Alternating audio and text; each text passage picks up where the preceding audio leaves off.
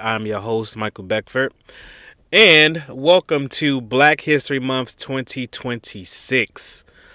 I want to talk about a trending situation that's been going on really since really the beginning of the time of black people being over here in the United States. But anyway, let's talk about today's terms in regards to 2026, and that is the gentrification of black culture. We'll get to it in a minute. This is 5 Minutes with Mike. Our news, our voice, our issues. Believe that.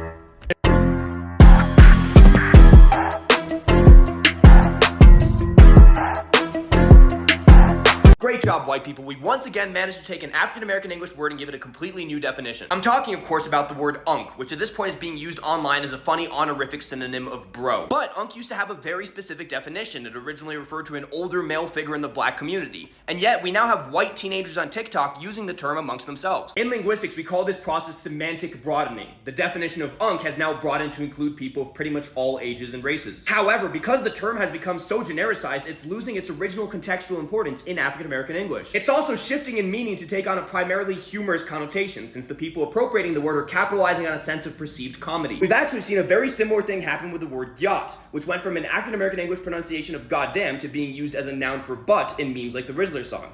In the process, its original pronunciation and definition were distorted in a way that ultimately made a farce of its actual roots. Alright, guys. We all know that February is the shortest month of the year. And it's the month that obviously falls for Black History Month, for which we celebrate. As the saying goes, Black history is American history, which is so true. It's intertwined between it both. But we are grateful for this time of the month to highlight some of the things in regards to the African American pursuit of happiness in America, the pursuit of justice, philanthropy, entrepreneurship, and profit. Okay? That's all we want. We want what everybody else has. And that's essentially the mindset to be able to be free and nobody bothering us. Nobody effing around talking about us. No black fatigue videos. No this, no that, the other. Just leave us the F alone while we continue on this plight of blackness. Now, for those that are familiar with the history books, you all know that blacks were due 40 acres and a mule. That didn't happen. Blacks were, which was basically a form of the reparations for us, each one of us. That didn't happen. Blacks did not get any form of reparations from the United States government or any state institution as of today's date of the time of this recording. Right? But here's what blacks did get. Jail time, disease, famine. When it comes down to household income, is famished. Our finances is famished compared to our white counterparts. What we did get was our babies being fed to alligators. What we did get was abuse when it came down to plantation cattle slavery. What we did get was a unique number that says that we are property of the state. Yeah, I'm talking about prisons. Okay? So we got all of the negative things when it comes down to America. But guess what? Everybody profits off of black people for the most part, except black people. Right? From the prison industrial complex, major corporations are profiting off of that. Just think about how much those phone calls cost per minute for someone to make a call out. Like, which is just crazy work. Crazy business. To the food distributors that distributes food to those prisons. To the private contractors, right? The private contractors that contract out with the state and say, hey, we need to be paid $10,000 plus per bed. And so you literally got a company that is suing the state government because they didn't have enough prisoners there, which shows that our economy, this economy, has been cruel to black bodies. This episode of 5 Minutes with Mike is brought to you by Michael D. Beckford's newest book, Homeboys. Everybody has a homeboy, or friends call his own. The best friend you kick it with at the family barbecue. The one you trust to bring around your lady without raising a red flag. A homeboy will play video games, smoke, and chill. A homeboy is a nigga you can ride or die, and the one you sleep with on the low. Homeboys, available in ebook and paperback or wherever books are sold. Cruel to black bodies, okay?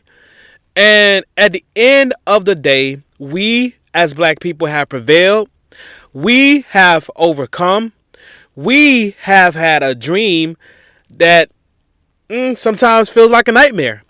But at the same time, like Martin, like Malcolm, our people are still here. We're 40 million strong. Plus strong, right? If you start counting the biracials and other individuals that may not be included in the census, okay? So, back into more of today's topic here. Now that we've known that obviously we as blacks have gone through so much, been through so much, still going through hell and back when it comes down to equal rights and justice in America and policing, etc., etc., etc. We have white people that are gentrifying our culture. Like I said, nothing new. They stole our patents when it come down to it, from the traffic light to the peanut to, literally a whole slew of things. You can just look it up, ChatGPT it. A lot of things that we use on a daily basis was invented by blacks. The cotton gin was invented by black people. And so it's not uncommon to know that white culture decides to steal black culture. Why? Because there's one thing about black America that is so prevalent around the world. We got swag. We have our own culture that is obviously American culture, because everybody eats off of us. They eat off of our swag. They eat off the words that we say. They eat off of everything. Like, at the end of the day, you got white boys saying YN right now. You got white boys saying nigga, right? You got white boys, you know what I'm saying crash out. You got all these, you know what I'm saying, these individuals of the culture, white culture, that are doing dances that were popularized by blacks, but because and then in some ways ostracized by others, but because now they're doing a little dance, you know what I'm saying, now that makes it popular. Now that makes it popping. You know what I'm saying? Like, give me a break. You got corporations that use our lingo in some of these particulars, you know, some of these particular commercials and things of that nature, to try to, of course, attract and attach to black culture. Just as well as, you know, obviously there's other particular glaring terms when it comes down to just the things that we do. The way that we wear our pants, the way that we, you know what I'm saying, just the way we walk, the way we just kind of just swag. From, even if, you know, I'm not a big fan of, you know, guys sagging, because obviously the culture that comes behind that. But nevertheless, you see white boys, Hispanic guys sagging their ass just like black dudes. You know what I'm saying? Like a culture that all started from us. You know what I'm saying? And when I say our culture, I'm not just highlighting the great things about our culture, because there's a lot of great things about our culture. You know what I'm saying? That's been ripped apart from us. But also, of course, there are some negatives that have been taken. You know what I'm saying? When it come down to YN. And I say negative because I don't like the connotation that's put forth for, you know, young nigga. You know what I'm saying? As if like this guy, because he's a YN, he's gonna crash out. You know what I'm saying? A YN just means just that. He's a young nigga. He's a young Negro. He's a young black boy. He's a young black dude, essentially. Don't mean he's a crash out. It just means that he is what he is. But guess what? You got white boys saying, "Oh, hi, that's a YN." You know what I'm saying? And things of that nature. And then you got other terms that have been popularized by Gen Z. You know what I'm saying? That was used a long time ago about blacks, like Unc. You know what I'm saying? That's our culture thing. DL. That's our culture words. But let's get back to Unc. You had previously on TikTok and my guy Antonio talks and Antonio speaks. You can check out his channels. He's really good. He's definitely for the culture and of the culture. But he recently talked about this where there is a white guy and a black guy. I'm sorry. There was a white woman and a white man talking about what's the meaning of Unc. Now, we as blacks, we know the meaning of Unc basically usually mean like an older dude or even obviously an uncle.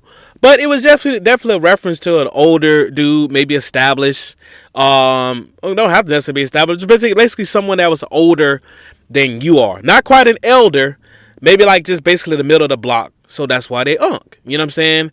And then obviously you start getting to someone that's, granddaddy type age, then they're they're elder. You know what I'm saying?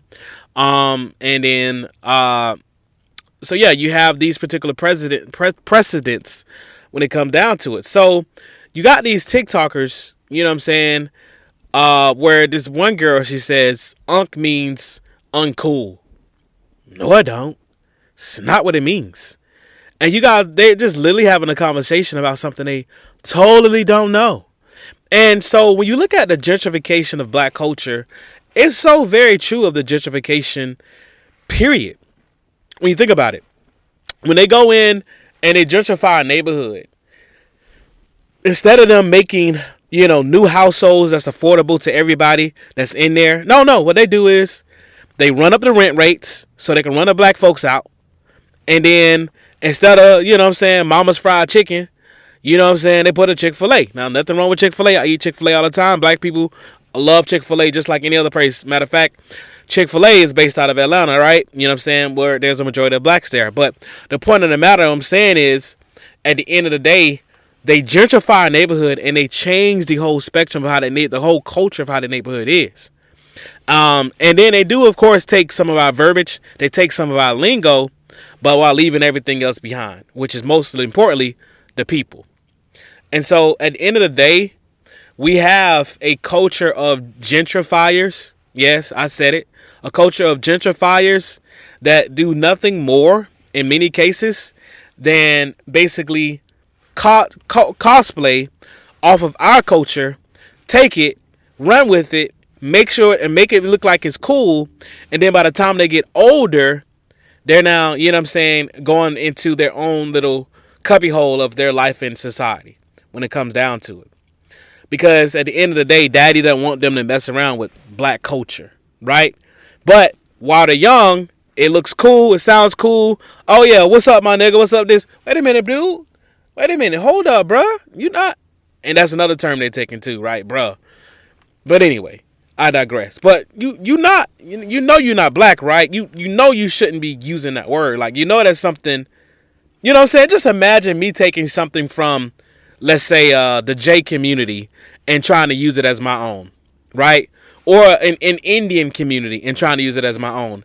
They'll look at me crazy, bro. Like, wait a minute, dude. Like, no, that's not how that's what we do here. What are you trying to do? You trying to copy us? But at the end of the day, for the most part, black people, we aren't the ones that's copying anybody. We're the ones that's the change makers, which is why there's always someone within the YT culture, white culture, etc., that is using our particular things and profiting the most off of it. They'll take something, put it in something else, and now they're getting a bag while we just steady right here, giving them all the game when it comes down to the lingo that we have. Anyway, guys, that's the episode here. Welcome to Black History Month 2026. And when it comes down to this gentrification thing, bro, we got to do better. We got to do better in both ways, whether it's a gentrification of our homes, gentrification of our culture. We just got to do better because at the end of the day, we're not the ones that's making a profit. They are. Some of your favorite books from the creative mind of Michael D. Beckford are coming soon to quicklit.com.